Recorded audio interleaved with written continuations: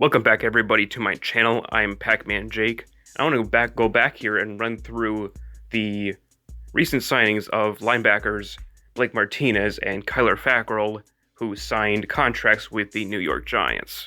They will be teammates again, but in a different place, in the Big Apple. I would like to welcome those of you who are new and who have newly subscribed to this channel. If you are a first-time visitor who just clicked on this video, if you're maybe a Giants fan, you are welcome to subscribe, and anyone else, any other team is welcome to subscribe to this channel for not just Packer news, but NFL news in general.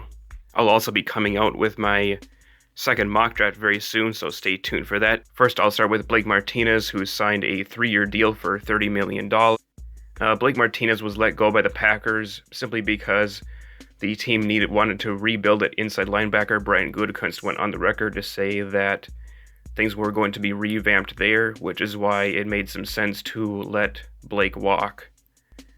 The second reason was that he wanted too much money. The demand for of about $10 million per year for Blake Martinez was a pretty big price tag for a player that really didn't play well, and that leads to my third point. He just didn't really play well enough for that big contract.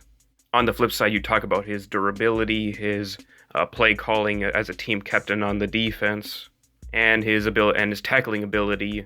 That is probably why that Blake was thinking, I want $10 million because I'm available and I can tackle. The reason why the Giants signed him is because they had a pretty big need at inside linebacker.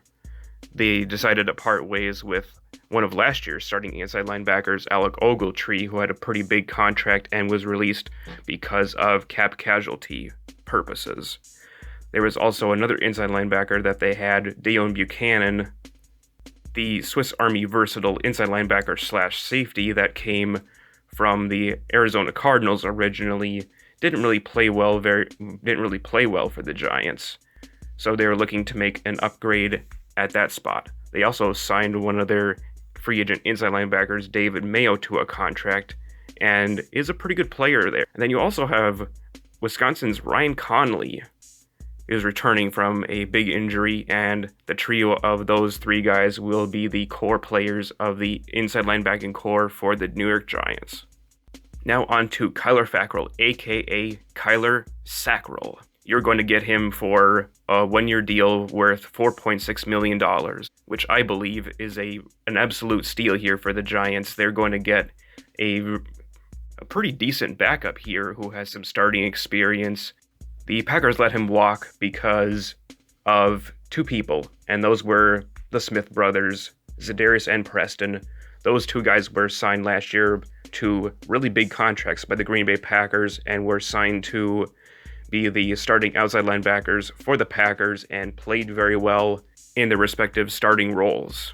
That in turn left Kyler Fackrell to be relegated to a backup role, limited snaps, and saw very few as the team was going to go forward with a better pass rush and more consistency at the position.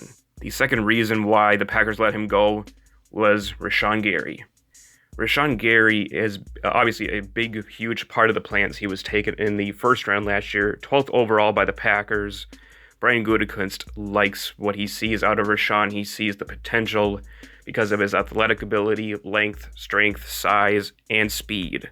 I expect the Packers to use Rashawn Gary more in a larger role upcoming, so that just kind of really just told the team that it was going to be bye-bye for Kyler, as Rashawn is going to be elevated from the 4th linebacker to the number 3 linebacker right behind the Smith brothers, as Kyler Fackrell was just no longer going to be a part of the plans for Mike Pettine's Green Bay defense. Why the Giants signed him is for an obvious reason. They had a pretty big need at outside linebacker as well. Right now, they don't really have much of anything there. You have starting outside linebacker Marcus Golden, who hit free agency and may not return to the Giants. And then after him, you have a bunch of backup caliber players. You have draft picks Lorenzo Carter and O'Shane Zimenez. So Kyler Fackrell is a very good backup outside linebacker that could be a mid-end starter. But I would not expect the Giants to settle for just Kyler Fackrell expect the Giants to pick an outside linebacker pretty high in the NFL draft. The other reason why the Giants signed him is because he came at a good price. This was not a big bank breaker deal. Kyler was primarily a backup outside linebacker in Green Bay and will probably most likely be a backup player. Here's what the Giants are getting in Kyler Fackrell, a good depth outside linebacker for sure. He has also been pretty durable. He has missed very little time due to injury, but a lot of that might have to do with his limited snap count. But at this juncture, you can count on Kyler being available for you if and when one of your starting outside linebackers gets injured. I may decide to go live and give you my thoughts and opinions on the big major free agent signings that have been going on for the last couple of days. I know I have a lot to catch up on. I would like to get onto that. So I'll catch you guys later.